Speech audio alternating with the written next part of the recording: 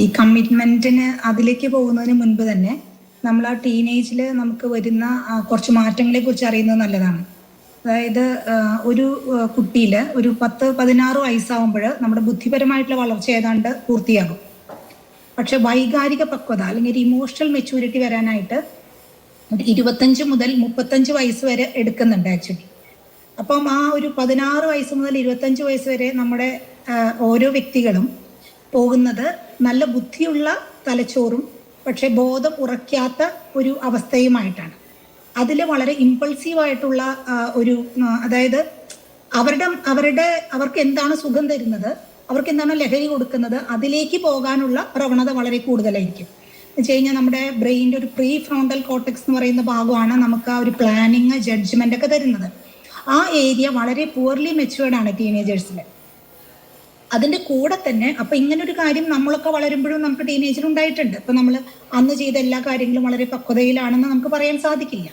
പക്ഷേ ഇന്നത്തെ ജനറേഷനിലെ പ്രശ്നം എന്താണെന്ന് വെച്ച് കഴിഞ്ഞാൽ അതിൻ്റെ കൂടെ തന്നെ അവർക്ക് ഇമ്പൾസീവായിട്ട് പെരുമാറാനും കമ്മിറ്റ്മെന്റ് ഇല്ലാതെ പെരുമാറാനുള്ള ഒരു സൊസൈറ്റിയിലുള്ള അവസരങ്ങൾ കൂടെ കൂടിയിട്ടുണ്ട്. ഫോർ എക്സാമ്പിൾ, ഇപ്പം നമുക്ക് കുറച്ച് വർഷം മുൻപ് നമുക്കൊരു നല്ല ബിരിയാണി കഴിക്കണമെന്ന് തോന്നുകയാണെങ്കിൽ നമ്മൾ അച്ഛനോട് അമ്മോട് പറയുന്നു, അല്ലെങ്കിൽ ഒരു നല്ല കല്യാണത്തിന് കാത്തിരിക്കുന്നു, അല്ലെങ്കിൽ ഒരു നമ്മൾ എപ്പോഴെങ്കിലും സിറ്റിയിൽ പോകുമ്പോൾ 1-2 മാസം കഴിഞ്ഞാണ് ആ ബിരിയാണി നമുക്ക് കയ്യിൽ കിട്ടുന്നത്.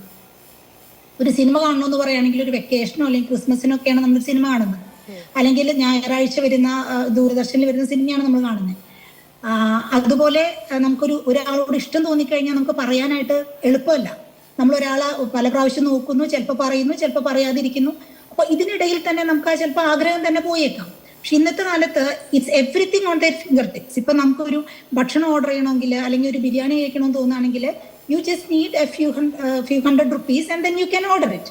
അല്ലെങ്കിൽ ഒരാളോട് ഇഷ്ടം പറയണമെങ്കിൽ നമുക്ക് ചാനൽസ് വളരെ സോഷ്യൽ മീഡിയ വളരെ അവൈലബിൾ ആണ്. അപ്പം ഇങ്ങനെയുള്ള സാഹചര്യങ്ങളിൽ കുട്ടികൾക്ക് എടുത്തു ചാടി പെരുമാറാനുള്ള അവസര സാധ്യതകൾ വളരെ കൂടുതലാണ്.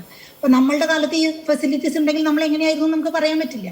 അപ്പോൾ ഈ technological advancements has caused A huge impact on these children. Another point is the availability of drugs പറഞ്ഞു കഴിഞ്ഞാൽ ഇപ്പം ഞാൻ ക്ലിനിക്കൽ സൈക്കോളജിസ്റ്റ് ആണ്. ഞാൻ ഒരു 9 to 5 എന്നും കുട്ടികളെയും മുതിർന്നവരെയൊക്കെ കാണുന്നവരാണ്. അപ്പോൾ അതിൽ ഡ്രഗ്സിൻ്റെ ഇൻഫ്ലുവൻസ് വളരെയധികം കോമൺ ആയിട്ട് ഇപ്പം നമ്മുടെ ക്ലിനിക്കിൽ വരുന്നുണ്ട്. അപ്പോൾ മാത്രമല്ല കുട്ടികൾ തന്നെ വളരെ ലാഘവത്തോടെയാണ് കാണുന്നത്.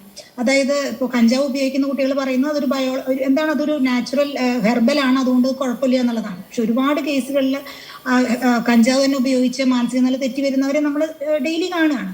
പക്ഷെ അതിനെക്കുറിച്ചുള്ള ഒരു അവെയർനെസ് കുട്ടികളിൽ വളരെയധികം കുറവാണ്. അതുകൂടാതെ തന്നെ ഇപ്പം ഇതൊക്കെ എക്സ്പോസ്ഡ് ആണെങ്കിലും എല്ലാ കുട്ടികളും വീട്ടിൽ നിന്ന് ഇറങ്ങി പോകുന്നില്ല, എല്ലാ കുട്ടികളും അക്രമാസക്തരാകുന്നില്ല. അപ്പോൾ അതിലും ഇൻഡിവിജ്വൽ ഡിഫറൻസസ് ഉണ്ട്. അതായത് കുട്ടികളിലെ ADHD എന്ന് പറയും നമ്മൾ, attention deficit hyperactivity disorder, conduct disorder, അല്ലെങ്കിൽ evolving personality disorders, other mental health problems, ഇങ്ങനെയുള്ള കുട്ടികൾക്ക് ഇങ്ങനത്തെ ഇമ്പൾസിവിറ്റി കുറെ കൂടെ കൂടുതലാണ്. അതുപോലെ തന്നെ നമ്മുടെ റിയൽ ലൈഫിൽ കണക്റ്റഡ് അല്ലാത്ത കുട്ടികളാണ് ഇങ്ങനത്തെ കൂടുതലും വരുന്നത്. അവർ ഭയങ്കര ഡ്രീമി ആയിട്ട് വളരെ ഫാൻറ്റസൈസ് ചെയ്തിട്ടാണ് കാര്യങ്ങൾ കാണുന്നത്. ഇപ്പോൾ നമ്മുടെ ഒരു ക്ലാസ്സിൽ ഇപ്പോൾ അത്യാവശ്യം പഠിക്കുന്ന കുട്ടികളാണെങ്കിൽ അപ്പോൾ നമ്മുടെ ക്ലാസ്സിലെ കുട്ടികളായിട്ട് അവർ സംസാരിക്കും, അല്ലെങ്കിൽ അവർ ഫുട്ബോൾ കളിക്കുന്ന കുട്ടികളാണെങ്കിൽ ആ ടീമിൽ സംസാരിക്കും, കരാട്ടെ പഠിക്കുന്നവരാണെങ്കിൽ അവിടെ സംസാരിക്കും. റിയൽ ലൈഫിൽ ഇങ്ങനെ പോകുന്ന കുട്ടികൾക്ക് പലപ്പോഴും കണക്ഷൻസ് കുറവാണ്. അവരുടെ കണക്ഷൻസ് മൊത്തം സോഷ്യൽ മീഡിയയിലാണ്. They are actually very isolated from society. അപ്പം അങ്ങനെ വരുമ്പോഴും അവരംഗീകരിക്കുന്ന ആളുകൾ സോഷ്യൽ മീഡിയയിൽ അപ്പുറത്തിരുന്ന് അവരോട് നല്ല വാക്കുകൾ പറയുമ്പോൾ അതിൻ്റെ പുറകെ പോകാനുള്ള ടെൻഡൻസി ഉണ്ട്. അപ്പോൾ ഇതൊരു മൾട്ടി ഫാക്ടോറിയൽ ഇഷ്യൂ ആണ്. അതുപോലെ തന്നെ ഇപ്പോൾ പാരൻസിൻ്റെ കമ്മ്യൂണിക്കേഷൻ എന്ന് പറയുമ്പോൾ ഇപ്പം നിങ്ങൾ പറഞ്ഞ പോലെ നമ്മുടെ societal changes it's going at very high pace. അതായത് സോഷ്യൽ ചേഞ്ച് നമുക്ക് ഒരു മിന്നൽ വേഗത്തിലാണ് പോകുന്നത്. അതായത് ഇപ്പോൾ നമ്മളൊരു 10 വർഷം മുൻപ് വെച്ച് നോക്കുകയാണെങ്കിൽ ഇപ്പോൾ നമുക്ക് കുട്ടികളെ ഇപ്പോൾ കാണുന്ന സീരീസ്, കൊറിയൻ സീരീസ് അല്ലെങ്കിൽ ഇംഗ്ലീഷ് സീരീസൊക്കെ പലപ്പോഴും നോർത്ത് അമേരിക്കൻ അല്ലെങ്കിൽ കൊറിയൻ അല്ലെങ്കിൽ ജാപ്പനീസ് ലൈഫ് സ്റ്റൈൽസ് കുട്ടികൾ അതേപോലെ ഒപ്പിയെടുക്കുകയാണ്. അപ്പോൾ ഈ കുട്ടികൾ ഈ ചെറിയ പ്രായത്തിൽ അത് കാണുമ്പോൾ അവരുടെ value system is based on that. നമ്മൾ ഇവിടുത്തെ അച്ഛനമ്മമാർ കേരള വാല്യൂസ് വെച്ച് നോക്കുമ്പോൾ അപ്പോൾ ഒരു വളരെ വലിയ അന്തരമാണ്. അപ്പം അതുകൊണ്ട് തന്നെ ഒരു ടീനേജൊക്കെ ആയിക്കഴിഞ്ഞാൽ പാരൻസിനോട് സംസാരിക്കുക എന്ന് പറഞ്ഞാൽ അവർ വേണമെന്ന് വെച്ചാൽ പോലും പറ്റാത്ത ഒരു സിറ്റുവേഷനാണ്. അവർക്കത് പലപ്പോഴും അവരുടെ ഭാഷ മനസ്സിലാകുന്നില്ല, നിങ്ങൾ നേരത്തെ പറഞ്ഞ പോലെ. അപ്പോൾ ഈ കമ്മിറ്റ്മെന്റ് കുറയുക എന്ന് പറയുമ്പോൾ ടീനേജേഴ്സിൽ ഈ ഒരു impulsivity along with other social facilitating factors ഒരു കാര്യമാണെന്നാണ് എനിക്ക് തോന്നുന്നത്. ശരി, ഞാൻ അങ്ങോട്ട് ചോദിച്ചതിൽ ഈ പറയുന്ന കമ്മിറ്റ്മെന്റിന്റെ കാര്യത്തിൽ നമ്മൾ മുതിർന്നവർ നമ്മളൊക്കെ എപ്പോഴും പഴയതെല്ലാം പെർഫെക്റ്റ് എന്ന് പറയുന്നൊരു ചിന്തയുള്ളൂ. അതുകൂടി ഞാൻ ഉന്നയിക്കുന്നുണ്ടായിരുന്നു. അതിലേക്ക് ഞാൻ വരാം അടുത്ത തവണ ഞാൻ അങ്ങേക്ക് വരുമ്പോൾ അതിലേക്ക് വരാം.